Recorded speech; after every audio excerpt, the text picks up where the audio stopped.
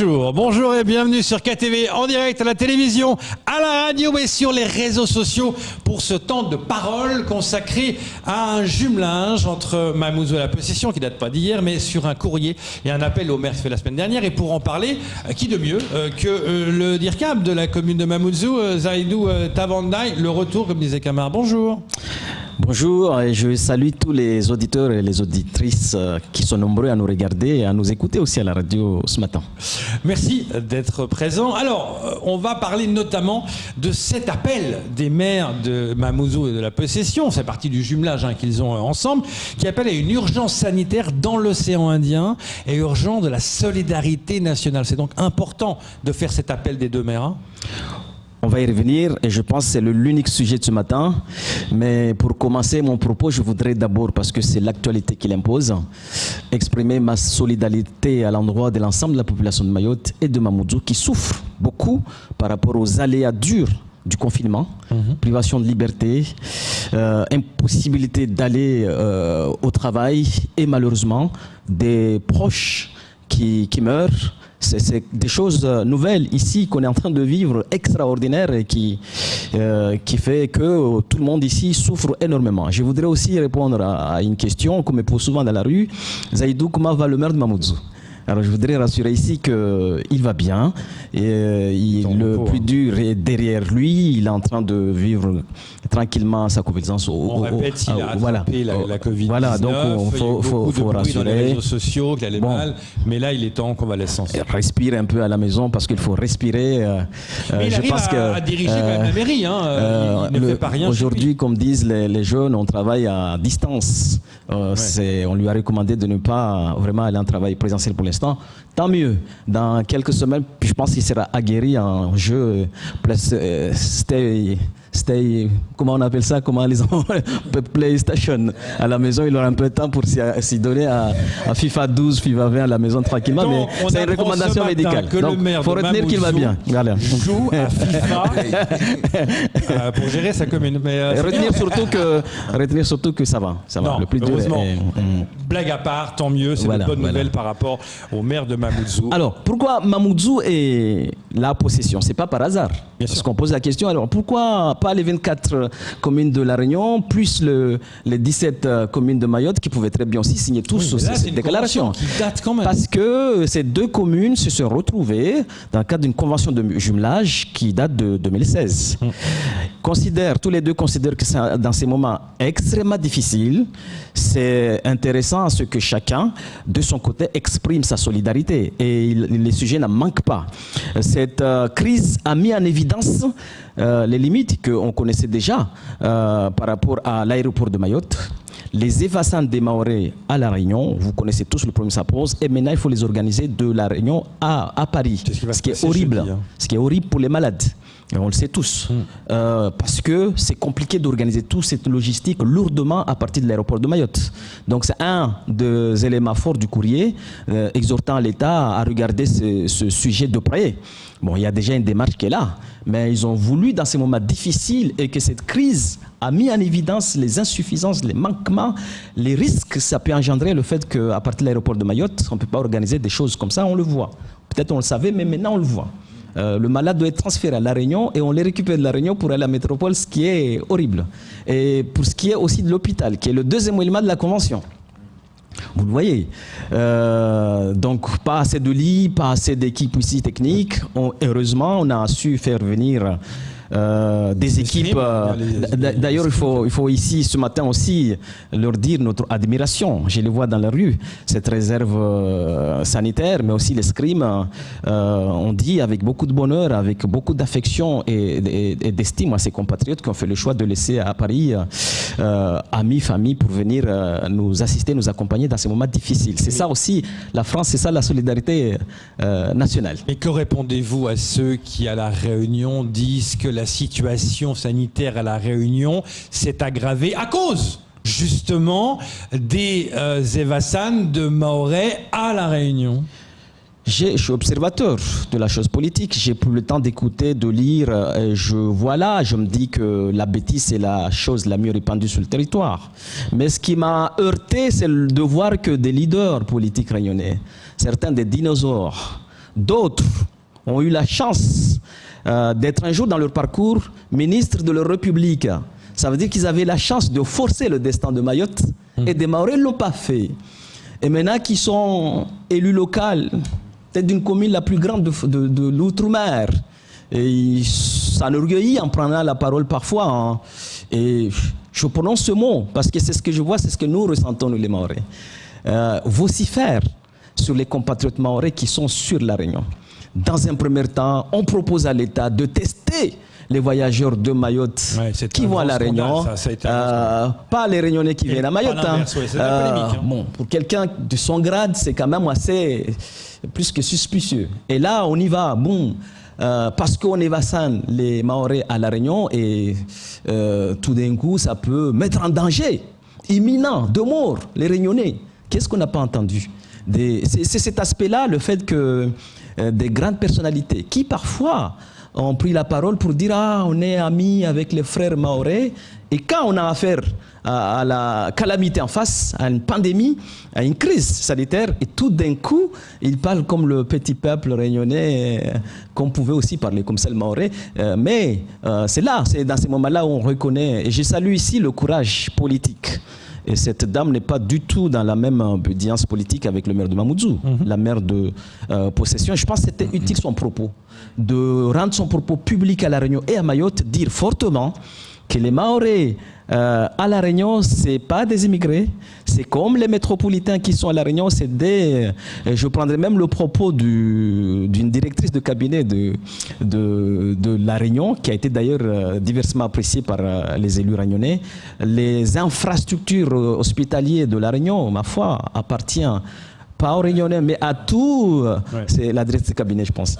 Ça appartient à tous les Français, y compris les Réunionnais, qui sont aussi des Français. Et puis d'ailleurs, Dominique Monet l'a répété hier, elle ne supporte pas ses propos en disant, mais de toute façon, même si, supposons, les cas baissent à Mayotte et les cas augmentent à La Réunion, Mayotte accueille les Réunionnais sans souci. Donc c'est la polémique hein, quand même. Et je pense qu'il faut de part et d'autre prendre l'initiative qui permettrait d'apaiser, d'apporter de la sérénité, parce qu'entre ces deux îles sœurs dans l'océan Indien, il y a des vrais enjeux à porter ensemble.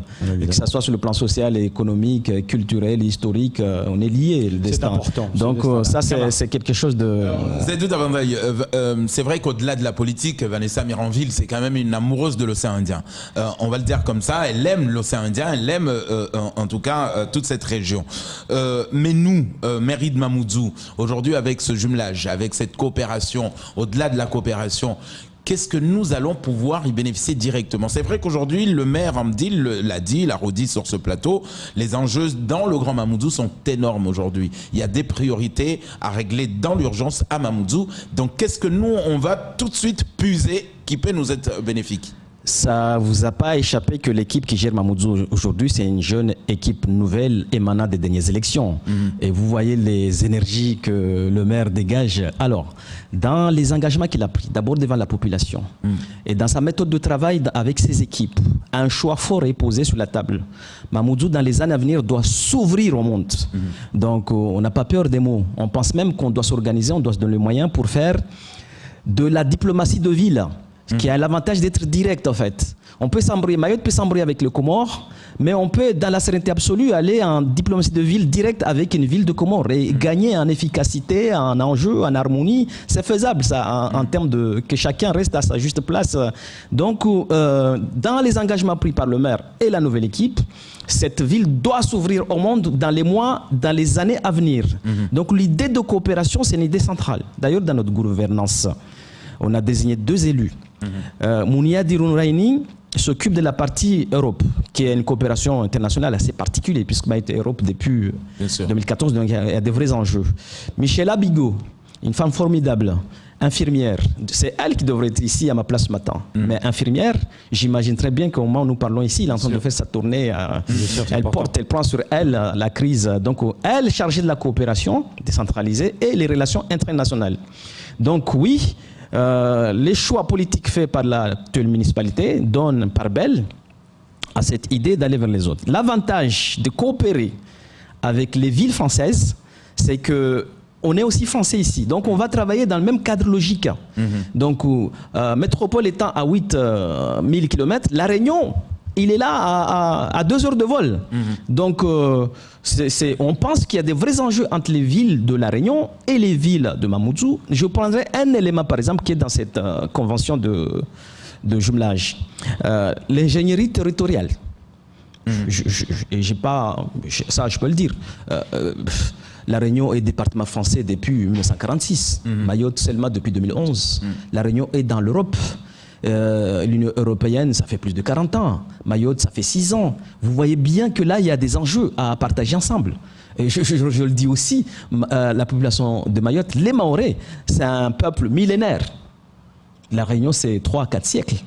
Donc, historiquement, on a aussi, culturellement, on a aussi des choses à leur donner. Donc, cette convention de jumelage, c'est centralement l'ingénierie territoriale, que nos agents puissent aller vers les communes de La Réunion, que les agents de La Réunion viennent ici pour faire le retour de l'expérience, partager, c'est central. Après, il y a tout le volet éducatif, culturel, sportif, et on a conventionné ça. Mais sur le domaine sportif, souvenez-vous quand même qu'on parle de jumelage, on parle d'effet un peu de mélange entre La Réunion et Mayotte, mais les Mahorais tiennent à être Mahorais avant tout. Souvenez-vous la polémique dans le jeu des îles où on dit c'est la France regroupée en deux trucs, La Réunion et Mayotte. Au niveau du sport, c'est pas évident ça.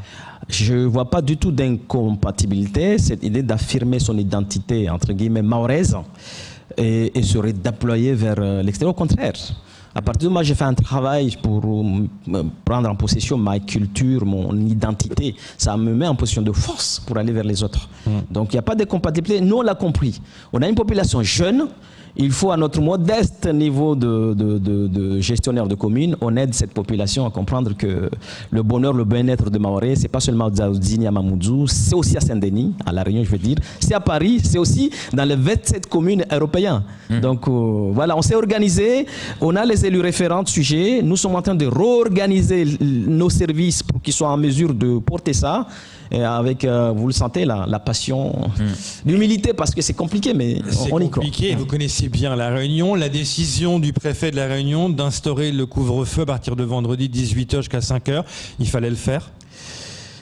Je ne suis pas gestionnaire de ces sujets, mais je fais confiance. J'ai le défaut de faire confiance à l'intelligence des fonctionnaires de ma République. Si le préfet l'a pris à La Réunion, c'est qu'il a estimé que c'était ce qu'il fallait faire. Donc, je lui fais confiance là-dessus.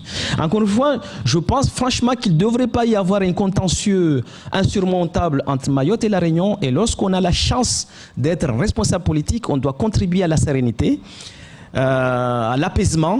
Et surtout dans ces moments de crise, même si on est en préélectoral, parce qu'on n'est pas naïf, on regarde bien ce qui se passe à La Réunion. Même des élus qui ont milité des années du côté du communisme montent créneau pour vociférer sur les Mahorais qui vivent à La Réunion. C'est incroyable. Moi, j'ai jamais vu ça. Donc, je l'aurais, et d'autant.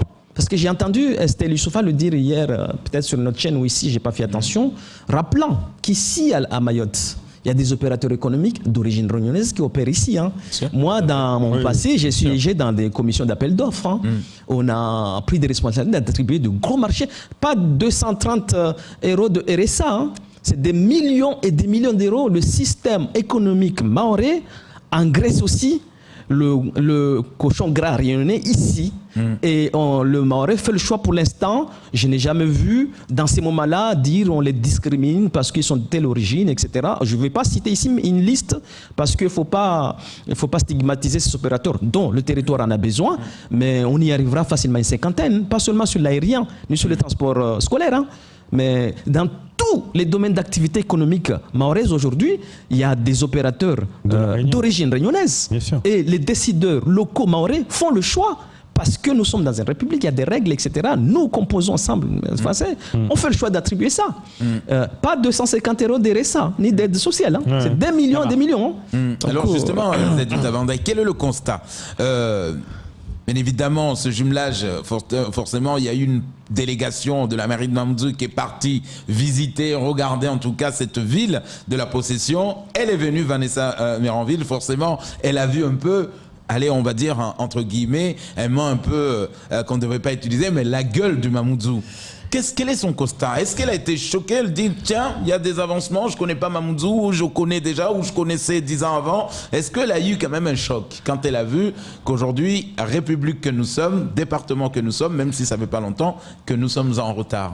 Alors, l'équipe municipale actuelle de Mamoudzou n'a pas eu encore l'opportunité d'aller visiter la possession et la mairesse de la possession n'est pas encore venue à Mamoudzou visiter depuis que cette équipe. Ça, c'était avant. Du coup, je ne peux pas ici dire son ressenti par rapport à ça puisqu'on n'a pas eu encore à se croiser. Le travail de convention qu'on a fait, ça, on l'a fait à distance. Mais même quand il y a des différences de niveau de vie, de réhabilitation de quartier, tout ça, c'est très bien.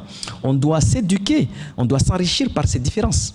On regarde ce qu'on a de commun, on est quand même des îles de l'océan Indien, on a un socle commun, mais aussi il y a des différences et on doit s'enrichir de ces différences. Et Vanessa Mironville, il ne faut pas... Possession, ce n'est pas par hasard.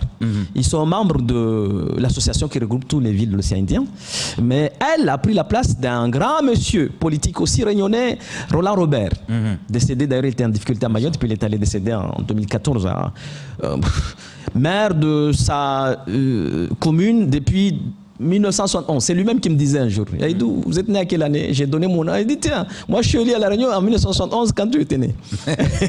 De tradition, une ville connue à La Réunion pour ça, tournée vers la coopération. Donc je pense Vanessa, qui a pris la relève en 2014, qui a arraché le pouvoir, et dans cette continuité, dans cette tradition.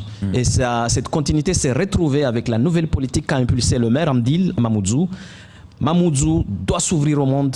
On doit porter la diplomatie de ville, aller en direct avec d'autres municipalités, poser des bases de travail. Ça peut porter coopération partenariale ou jumelage. On a des sportifs, ils ont des sportifs, on a des culturels, ils ont des culturels, on a de l'économique, ils ont de l'économique. On a envie de transformer nos villes, nos quartiers. Eux, ils ont commencé, ils sont arrivés loin. Alors, on pense que là, il y a des échanges, même s'il y a des différences de niveau de vie. Et ces différences-là, on doit les transformer en atout. Voilà. Alors justement, au niveau de la question de l'Europe, Zaïdou, est-ce que ça voudrait dire qu'aujourd'hui, avec la mairie de Mamoudzou et la possession, demain, on peut s'imaginer faire une demande commune, c'est-à-dire aujourd'hui à l'Europe en disant, voilà, nous, possession, nous, Mamoudzou, on aimerait développer tel secteur, mais on vous demande ça, l'Europe, faire une demande commune. Parce que dans les outils de financement de l'Europe qui sont sur la table, il y a ce qu'on appelle l'Interreg, le transnational, qui permet bien, c'est que deux opérateurs réunionnais se retrouvent pour aller dans la région. Comme par exemple dans cette convention, ça a permis les années passées d'aller à Wani pour travailler sur l'adduction d'eau potable et assainissement. Donc en tout cas, les outils de financement européens sont sur la table. Connaît l'autorité de gestion dans les années à venir ou pas, ça n'interdit pas, ça permet même, ça encourage, parce que c'est des anciens programmes, c'était jusqu'à 21 millions d'euros déprévus pour acteurs réunionnais et mahorais se retrouvent, aillent dans la région. Donc la possession est dans le département réunionnais qui est européen depuis plus de 40 ans. Nous y sommes depuis 6 ans. Donc là, vous voyez bien qu'ensemble, on peut s'apprendre des choses. Et nous sommes peut-être plus africains, en tout cas géographiquement, culturellement, historiquement, que eux, les peuples séculaires, millénaires. Mahorais, ça fait plusieurs siècles qu'on est ici. On a peut-être moyen là de les aider à... Voilà, donc ça c'est... Et je suis heureux que dans ces moments difficiles, cette mère fasse le choix de se positionner et de dire en termes clairs aux compatriotes réunionnais. Et c'est pas tant les offenser, c'est des choses banales finalement. Rappeler que le Mahorais est français, citoyen à La Réunion, mais il faut le dire dans ces moments difficiles. Et il ne faut pas se laisser aller parce qu'on est en préélectoral, parce qu'on est en train de préparer une liste, des listes de telle région. On oublie tout de suite qu'on a fait 40 ans. Et on oublie même que parfois on a pris la parole pour dire aux élus mahorais que je suis frère de Bamana, ça fait 40 ans qu'on a siégé ensemble. Et des moments de crise, on vocifère sur les enfants de Bamana qui ont fait le choix d'aller vivre à La Réunion. Mais ça, c'est un combat, mais on ne comprend pas nos compatriotes. Il faut se ressaisir. Il ne faut pas se laisser aller. C'est un moment difficile, on doit être solidaire. C'est le message important. C'est ça, il faut être la solidaire. France. Merci. Et vous avez compris que je suis un passionné de La Réunion. Ah oui, mais ça, on l'a entendu. C'était bien de nous entendre. Parce que ce vivre ensemble... Et de montrer ce jumelage important entre la possession et Mamoudzou et les enjeux qui sont derrière. Merci beaucoup. Moi, j'ai testé ça en karaté. On est parti aux États-Unis ensemble avec des équipes de La Réunion. Karaté, il y a quelque quelques années, ça n'existait pas à Mayotte. En travaillant ensemble avec les Réunionnais, aux États-Unis, on a même eu, et on rigolait un peu avec nous et les Réunionnais, on avait même eu un nombre plus élevé de médailles que les Réunionnais qui nous ont aidés à progresser. Et ensemble, pendant 10 ans, travailler ensemble, on a démontré sur un petit sujet léger, qui est vraiment léger par rapport à tout ce qui se passe, mais qui démontre quand même que dès qu'il y a respect mutuel entre ces deux peuples de l'océan Indien, les autres pays qui sont autour de nous ne pourraient pas nous rivaliser en termes d'efficacité. Merci beaucoup. Le respect mutuel, essentiel. Merci Zaïdou d'être venu sur ce plateau pour en parler. C'est tout pour ce temps de parole. Tout de suite, la suite de nos programmes.